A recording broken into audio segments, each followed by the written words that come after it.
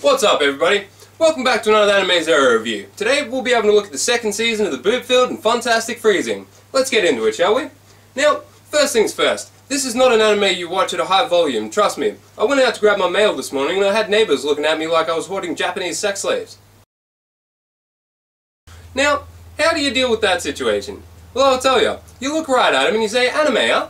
Alright, so, Freezing was created by Lim Dal-young, the same guy that brought us Kurokami, and is brought to us by AGCT, the same people who you might know for their work on Monochrome Factor, Initial D 4th Stage, or just Freezing itself. There's not too many other works. So, at this point you're probably familiar with Pandora's, Limiters, Stigmata, Nova, you know, all the good stuff. So I'm going to come at this from a few different angles. Let's get into it. So first things first, this is a good anime, but it does have stuff like episodes that didn't need to happen, missing elements, and a story that kinda goes like this. But overall, it's something entertaining and worth a watch, and it has a bigger focus on the story than the first season, which is exactly what I asked for. So the second season starts off in the not too distant future after the first one ends, and it once again follows Satellizer and Kazuya, who's still yet to grow a pair, yet still kinda manages to be more competent than the last time, yet by the end of the series, kinda fails as a man and a human being. But I digress. Then we've got the rest of the main cast, including Ronald Lynchen, Elizabeth Mabley, and Chiffon Fairchild. We've got some new characters and a whole bunch of excuses to animate giant boobs. So here's 15 seconds of censored fan service. Enjoy!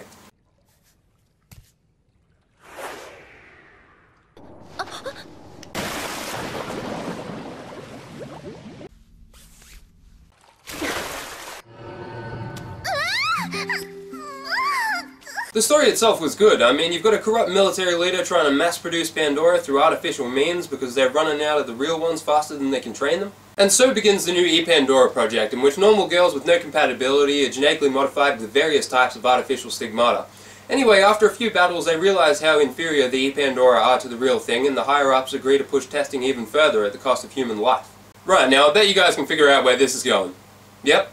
Viva the Revolution! Now, if you've ever seen an anime with a martyr, I know, did I really just say that? Well, then you'll know that they often screw it up by not having enough build-up to the character, like losing them actually matters. Or there can be too much reflection on a character that you barely knew. I don't know, some get it right. This feels about half-half, mainly because there's more than one martyr. My biggest complaint for the entire thing, Episode 6 and 7. Not needed. No. Now, if you haven't seen this yet, I'm going to tell you, there's some things you can't unwatch, and that simple fact nearly ruined this series for me. Episode 6 and 7 deals with Satellizer seeing her brother again after becoming a Pandora and the psychological and apparent physical torture that comes along with that. Now, this was just poorly written shit. I don't give a fuck what you say. Oh, but you didn't get the depth and the symbolism or the impact of her psychological conditioning. No, I fucking get it. But the execution was just terrible. I mean, she gets back and deals with seeing her brother. Sure enough, but then we see that Kazuya has a complete lack of situational awareness and lets her get raped while he's wandering around in the courtyard. Pretty colours. After which, they not only try and seemingly get you to empathize with the rapist's mental conditioning through some kind of pseudo-emotional discovery, but portray a situation where you can chain up, beat, rape, and otherwise psychologically torture someone for the better part of their lifetime, and then not only have them save your life and forgive you, but see you off at the airport with a fucking smile. So we're cool, right?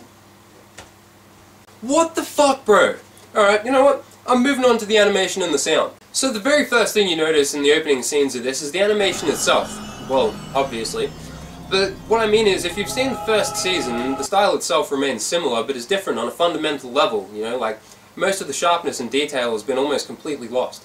But that being said, the animation isn't terrible. I couldn't even call it bad, considering it compares with some of the bigger budget anime out there. It looks great. Just not as great as the first season. A lot of things that I did love about the style, like great landscape and particle effects carried over, as well as the well-animated fight scenes. Alright, so the sound. Now I can't help but feel I'm continuously comparing this to the first season, but it's hard not to, because once again, things are similar, but they're not quite the same. The series still features really well composed piano, which, as I'm sure you can tell from my last review, I really enjoyed. The higher paced music used during the action and battle sequences is great. I mean, it not only fits well, but it adds to the experience, much like before. Even the light-hearted music, even though it doesn't necessarily fit the scene properly, it still was really enjoyable. And as for the actual sound effects, it seems like this time around there wasn't actually as much attention to detail put in as the first season. It's all about the little things, like the clashing of blades, the footsteps, and other various sound effects. Now granted, most of the voice acting is just...